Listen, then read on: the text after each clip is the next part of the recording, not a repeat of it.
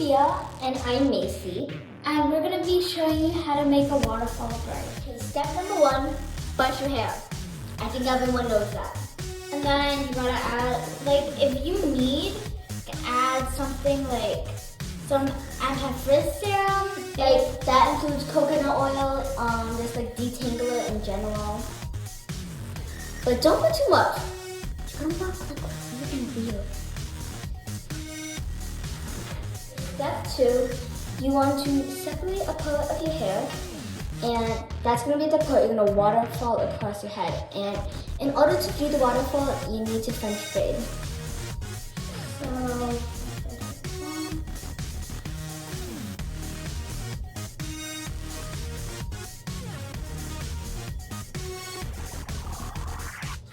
now you should be near the end of your head, and then you gotta add a little wand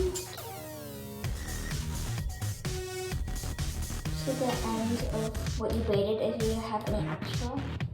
And I recommend using one of these small ones because the big ones just kind of look awkward. Yeah, and sometimes you need to like keep turning it, and it's just too thick. And then I recommend adding some bobby pins or claw clips.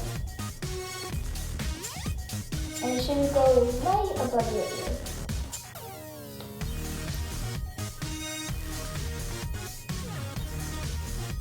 And then that's the part for it. Now, you're going to be like, what do I do with this extra part? Well, you're going to use that anti-frizz to try and flatten it down so it doesn't look that awkward. And then you have a waterfall braid, and you can add like any decorations that you want, and that's basically it.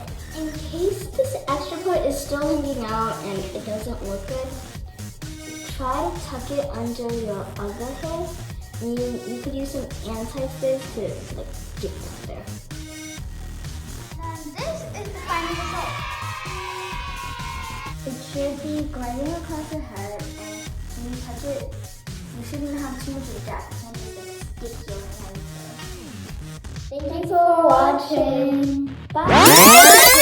Separate the hair into one section that you're gonna choose, and then separate it into 3 strands. And then each time you braid, you just add some hair.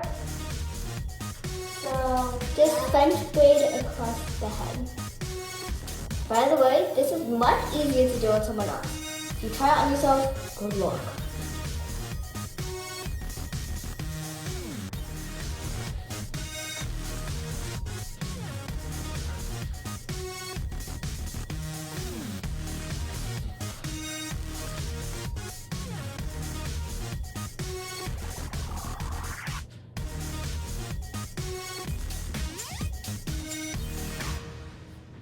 Bad, bad, bad, bad.